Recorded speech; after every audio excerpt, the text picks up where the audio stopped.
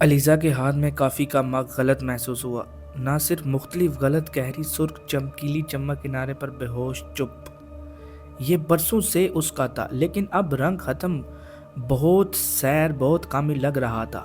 وہ پلک جھپک گئی، پیالہ سبز تھا، اس کی سانس حلق میں اٹک گئی۔ وہ پھر سے پلک جھپکنے لگی، مشکل سے۔ سرخ اپارٹمنٹ میں ہوا اس کے سینے سے دباتی ہوئی گھنی ہو گئی۔ ہیٹر کا ہلکا ہلکا ہلکا ہوا، باہر کی روشنی بدل گئی اور ایک سیکنڈ کے حصے کے لیے دنیا خود ہی ٹمٹماتی ہوئی محسوس ہوئی۔ جب اس نے پیالہ نیچے رکھا تو اس کے ہاتھ کانپ رہے تھے، خود کو سمجھانے کی کوشش کر رہی تھی کہ یہ صرف تھکن ہے، روشنی کی صرف ایک چال۔ لیکن جب وہ اپنے بالکل شیلف کی طرف متوجہ ہوئی تو کالج سے اس کی اور ہارپری کی تصویر بدل چکی تھی۔ اس تصویر میں ہارپر ہمیشہ ہنس رہا تھا، اس کا چہرہ ایلیزا کی طرف آدھا ہو گیا تھا، دوپہر کا سورج اس کے چھوٹے سیاہ بالوں کو چمکا رہا تھا، لیکن اب بار ایک اکیلا کھڑا تھا۔ اس کا لہجہ تیز پتلا، اس کی سیاہ آنکھیں خالی تھی، اور جہاں کتابوں کا ڈھیر ایلیزا کے پاس تھا وہاں اب صرف خالی جگہ تھی۔ سرخ رنگ کے داغ نے فریم کے کونے کو دھندلا کر دیا تھا۔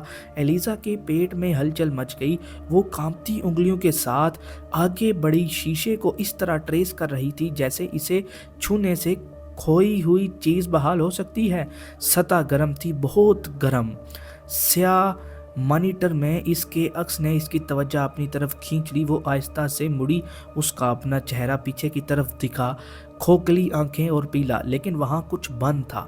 اس کے چہرے کے زاویے بالکل غلط تھے، اس کی آنکھیں کچھ حد تک چوڑی تھی، اس کے ہونٹ اس طرح جدا ہوئے جیسے درمیان میں سرگوشی ہو۔ اور پھر اس کا عکس پلک چپکنے لگا، اس کے پاس نہیں تھا۔ دروازے پر ایک زوردار دستک نے خاموشی کو توڑ دیا۔ وہ جھک کر آواز کی طرف گھوم گئی، اس کی نبض تیز ہو گئی تھی۔ اس کے اپارٹمنٹ میں کبھی کوئی نہیں آیا تھا، غیر اعلانیہ نہیں۔ علیزہ، اس کا سانس اٹک گیا، آواز جانی پہچانی تھی، ٹھنڈا سا محسوس ہوا اسے۔ وہ دروازے کی طرف بڑھی، اس کی جلد کانٹ رہی تھی، ہوا اب مختلف مہک رہی تھی، پھولوں والی، کچھ موٹی، کچھ بیمار میٹھی۔ لیورینڈ۔ علیزہ، دستک دوبارہ آئی، زیادہ اصرار۔ اس کی انگلیاں ہینڈل پر منڈلا رہی تھی، پیپل کالی تھی، بے ڈھنگی تھی، اس سے دیکھنے کی ہمت نہیں ہوئی۔ وہ سختی سے نکل گئی، کون ہے؟ اس طرف خاموشی چھائی ہوئی تھی۔ میز پر اس کا فون زور سے بجنے لگا، سکرین چمک اٹھی۔ ماں!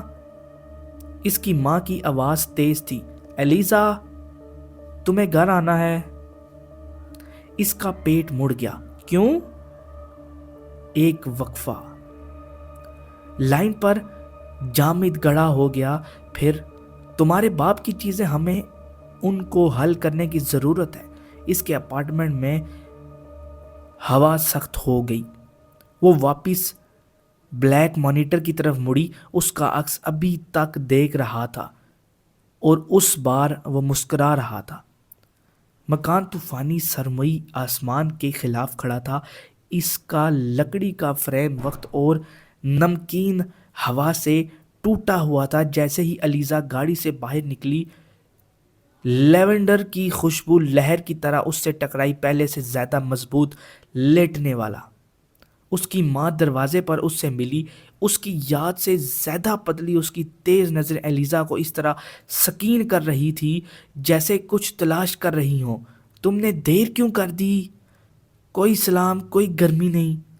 ایلیزا اندر داخل ہوئی، نم لکڑی کی جانی پہچانی خوشبو اس کے گرد لپٹی ہوئی تھی۔ گھر بہت ساکن تھا، جیسے سن رہا ہو۔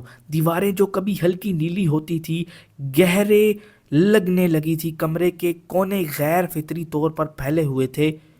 وہ اپنے بچپن کے کمرے میں سیڑھیاں چڑھنے سے پہلے ہچکچاتی تھی، لکڑی کے قدم اس کے بوجھ تلے دب گئے۔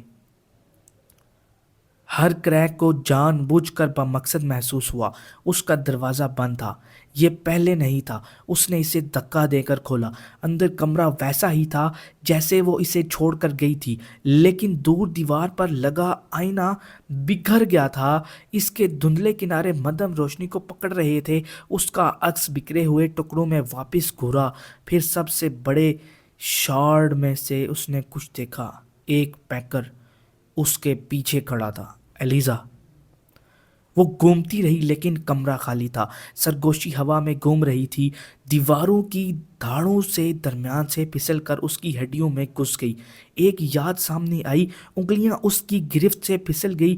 ہوا اس سے کھوئی ہوئی چیخ، جھر درد، چٹان سے لہروں کا ٹکرانا، ایک موجودگی ہمیشہ اس کے نقطۂ نظر کے کنارے سے باہر۔ آئینہ پلٹا، کمرے کا عکس بگڑا ہوا، کھینچا ہوا، شفٹ ہوا۔ پھر اس پر اس کا آگے عکس بڑھا۔ اصلی نہیں، وہ بالکل نہیں ایلیزا۔ اس نے پھر سرگوشی کی، آواز ایک بیمار مسکراہٹ میں گھمائی۔ تم یاد کر رہے ہو؟ دنیا جھوم اٹھی اور سب کچھ بدل گیا۔